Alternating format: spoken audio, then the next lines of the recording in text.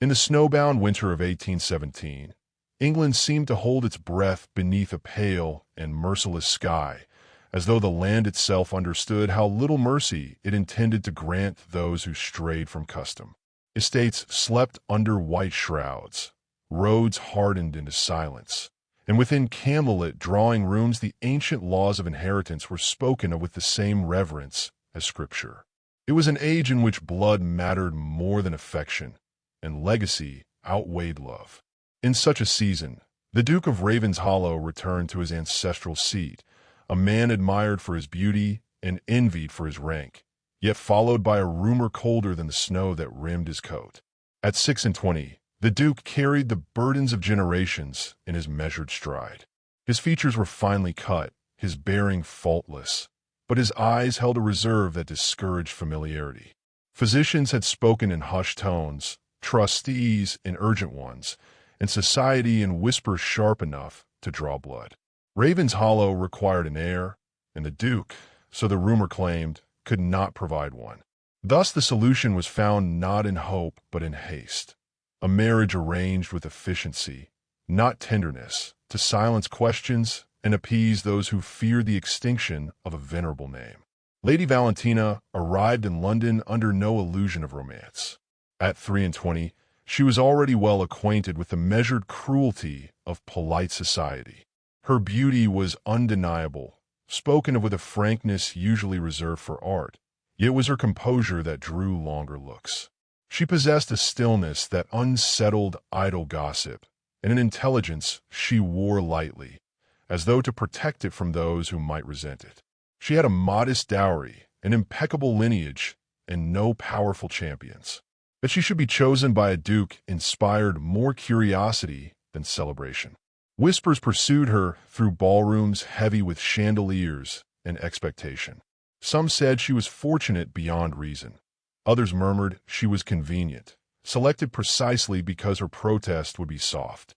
Valentina heard it all, her gloved hands steady even when her heart was not.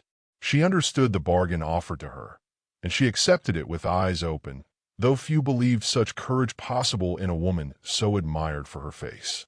The wedding was conducted with due splendor, though warmth was absent from the vows.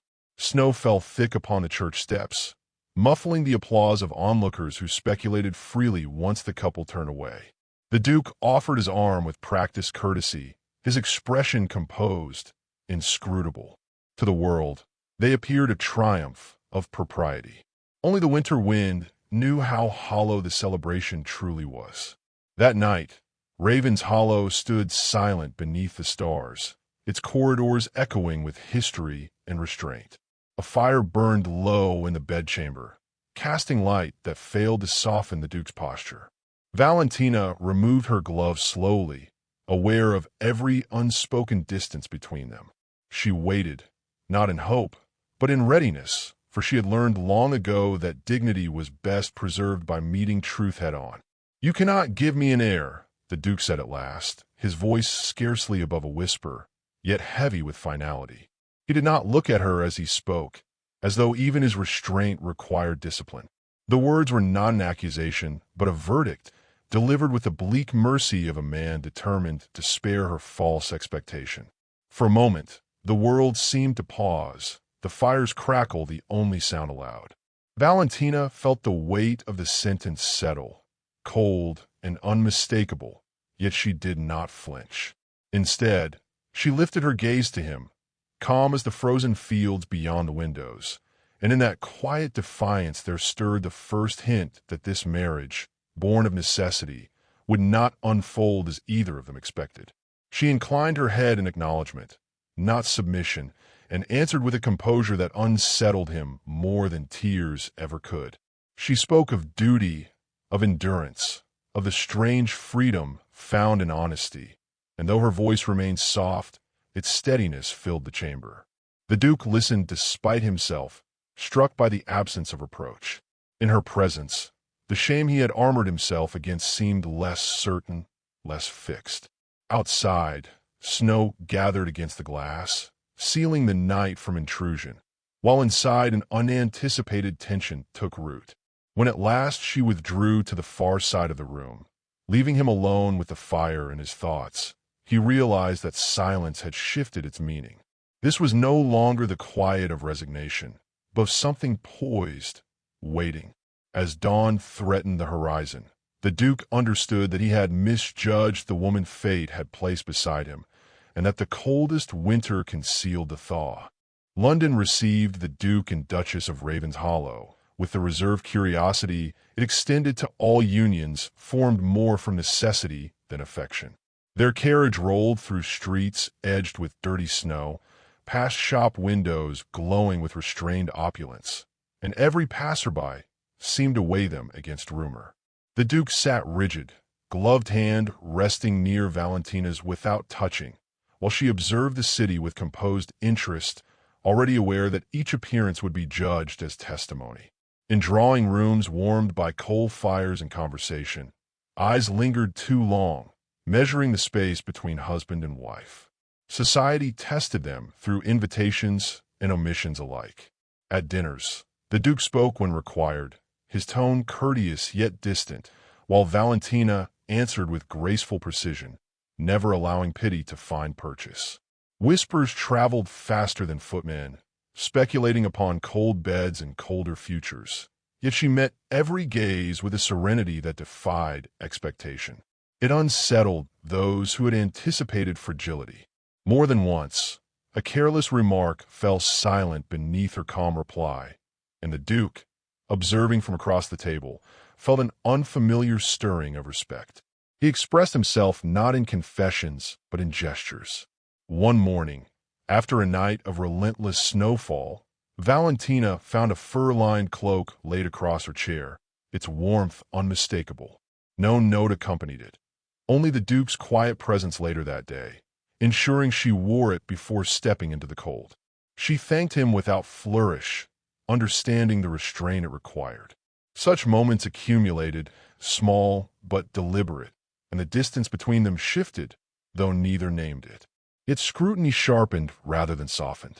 A report resurfaced, spoken first in a gentleman's club and repeated with cruel embellishment, suggesting that the Duke's physician had once deemed his condition irreversible. The implication was clear: Ravenshollow's future stood imperiled. Trustees grew restless, and conversations hinted at parliamentary interest, a prospect that threatened not only the estate but the dignity of the marriage itself. The Duke withdrew further, believing silence the only defense against exposure. Valentina refused such retreat. At a charity assembly held beneath glittering chandeliers, she took her place beside him, her hand resting lightly upon his sleeve, an unmistakable declaration of unity. When questioned, she spoke of shared duty and mutual respect, her words measured yet firm. The effect was immediate. Observers recalibrated their judgments, uncertain how to reconcile her confidence with their expectations. The Duke, unused to being defended, felt the ground beneath him shift. Winter tightened its hold as they returned to Ravenshollow, the journey marked by heavy skies and deeper reflection. The estate greeted them with solemn grandeur, its halls echoing with the weight of lineage. Snowstorms confined them indoors, and evenings passed in near silence, broken only by the fire and the turning of pages. Yet the quiet no longer felt empty. It held questions, unspoken but insistent. One night, as wind rattled the windows, the Duke watched Valentina reading by candlelight, her expression thoughtful rather than resigned. He realized then that she had never sought to escape her circumstances, only to meet them with integrity. The knowledge unsettled him. He had believed himself the sole bearer of disgrace, yet she carried its weight without complaint. When she looked up and met his gaze, neither spoke, but something essential had altered. The scandal had not broken them. It had bound them more closely, though still at a distance. As the fire burned low and snow pressed against the glass, the Duke understood that his wife's loyalty was not born of obligation alone. It was chosen. That realization lingered as they retired for the night, unresolved and quietly transformative, promising revelations yet to come. Sleep eluded him thereafter, for the first time since boyhood. He lay awake, considering how easily he had mistaken restraint for indifference, and how willingly he had hidden behind it. The house creaked with settling timbers, ancient and watchful, as though Raven's Hollow itself weighed his thoughts. Somewhere down the corridor, Valentina moved, the soft sound of her steps a reminder of her presence, constant and unassuming. He wondered what courage it required to enter a marriage already shadowed by doubt, and to remain unbowed beneath it. By morning, the storm had eased, leaving the world hushed and newly white. The Duke rose with the sense that winter had not finished its work upon him, and that his wife, in her quiet resolve, stood at the center of a reckoning he could no longer avoid.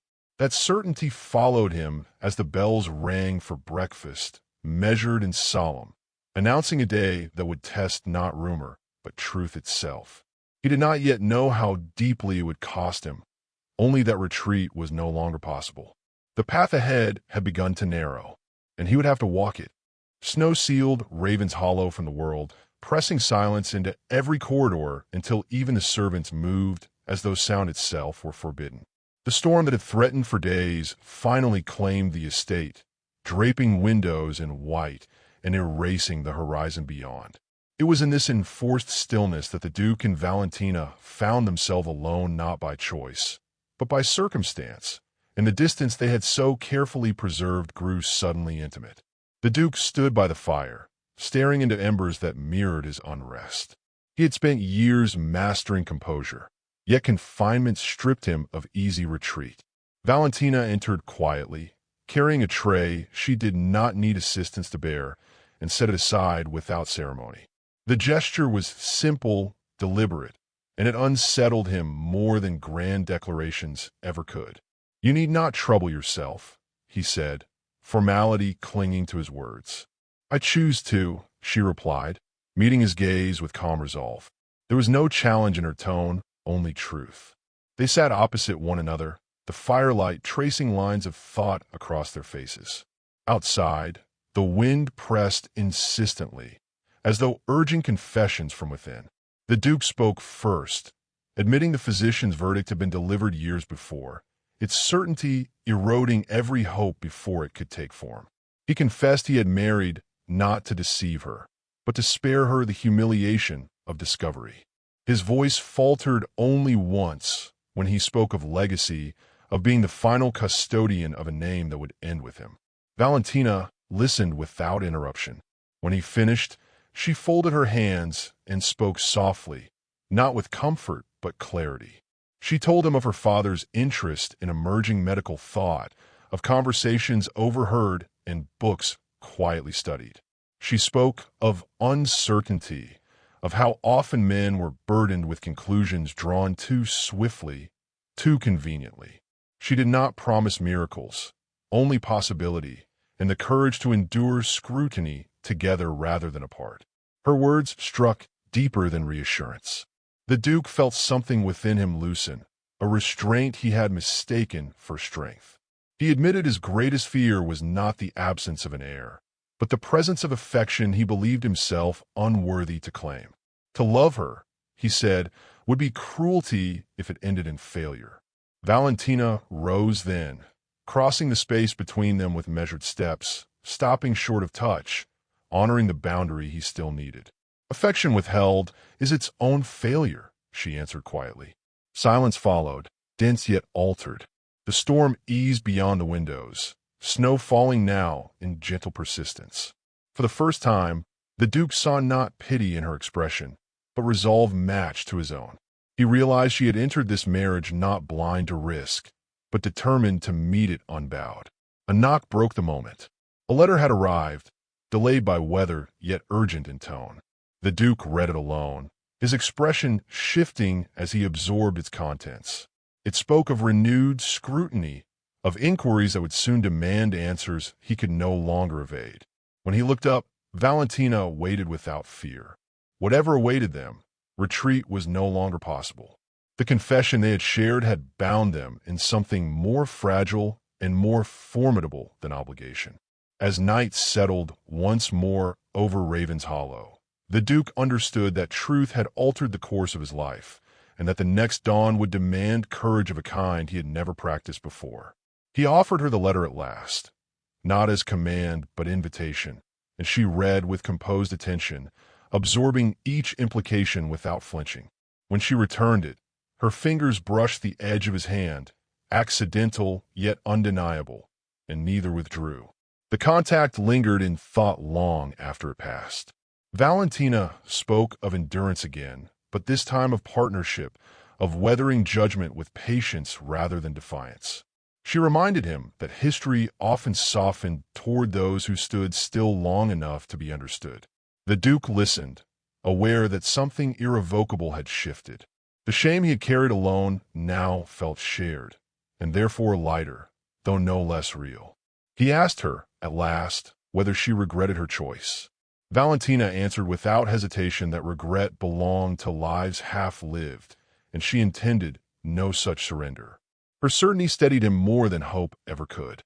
They parted for the night with measured courtesy, yet the space between their chambers felt charged rather than empty.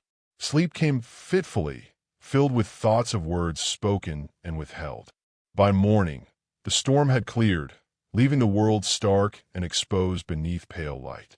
The Duke rose with the knowledge that Raven's Hollow, and the marriage within it, stood upon the threshold of reckoning, and that whatever truth emerged next would demand not distance, but devotion. At last, dawn broke over Raven's Hollow with a clarity that felt almost severe, the snow retreating into gleaming drifts that exposed the long, unbroken paths of the estate. The Duke stood at the window, watching light reclaim the grounds, aware that concealment was no longer possible. Valentina joined him soon after, her presence no longer tentative but assured, as though the night's confessions had granted her rightful place beside him. Together they faced the day that would decide whether duty would crush devotion or be transformed by it. The inquiries arrived with measured ceremony, men of law and lineage speaking politely while weighing every word for weakness.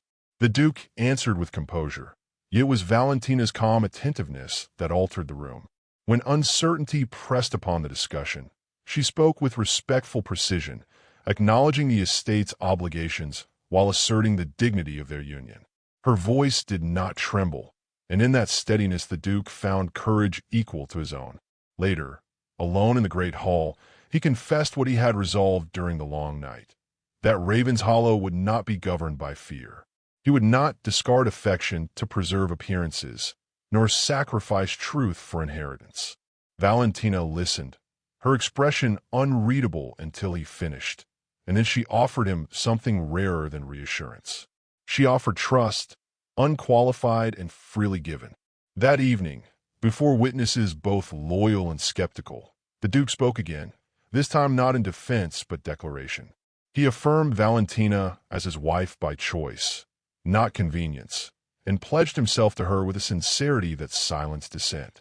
The words carried through the hall, reshaping opinion as surely as winter reshaped the land. What followed was not applause, but acceptance, quieter and more enduring. In the weeks that followed, rumors softened, their edges blunted by consistency and grace. A physician's reassessment, delivered without triumph, revealed that certainty had once been assumed too quickly. The revelation did not erase years of doubt, but it reframed them, offering possibility where there had been finality. The Duke received the news without spectacle, his gaze finding Valentina's first. Spring advanced slowly, melting the last traces of snow from Ravenshallow's grounds. With it came a ceremony held not for society, but for themselves. There were no crowds, only the estate bearing witness as vows were spoken again, this time with warmth rather than restraint. The Duke's voice did not waver, and Valentina's smile carried no reservation. Their marriage, now claimed in truth, settled into quiet strength. They walked the grounds together, planning not merely for heirs, but for stewardship, for a legacy measured in care rather than fear. When confirmation finally came, received in private and met with stillness, it was greeted not as victory, but as grace. The Duke understood then that legacy was never guaranteed by blood alone, but by the courage to love without certainty. Valentina, standing beside him as the sun dipped low, reflected the same understanding. Raven's Hollow endured, not because of law or lineage, but because two people chose one another in defiance of winter. And though their story would be spoken of in softened tones, its truest triumph remained known only to them, carried forward with every step they took together into the unfolding seasons. Time passed with deliberate patience, allowing trust to deepen into familiarity and familiarity into tenderness neither had expected. The Duke learned the cadence of Valentina's thoughts, how silence often preceded her most incisive observations, and she learned the quiet humor that emerged when his guard fell. Their conversations turned from necessity to curiosity, from strategy to shared reflection, and the house that had once echoed with restraint grew warm with lived presence. When summer arrived, it did so gently, green returning to fields long held captive by frost. Raven's Hollow breathed again, its windows thrown open, its halls filled with light rather than caution. Valentina took her place as Duchess without performance, guiding charity and household alike with steady intelligence. The Duke watched her with admiration untainted by doubt, understanding at last that strength and grace were not opposites, but companions. In moments alone, they spoke of the winter that had shaped them, not with bitterness but gratitude, for it had demanded honesty neither would have claimed otherwise. The world beyond the estate continued its restless turning, yet within Raven's Hollow time seemed measured by quieter milestones, shared laughter, unguarded glances, the ease of hands finding one another without thought. Thus their union endured, not as spectacle, but as testament. And as evening settled once more over the grounds, the Duke and Valentina stood together, aware that what they had built would outlast rumor, law, and even memory itself, carried forward in lives shaped by choice, courage, and love. It was enough, and it was everything they had never dared expect. At last fulfilled,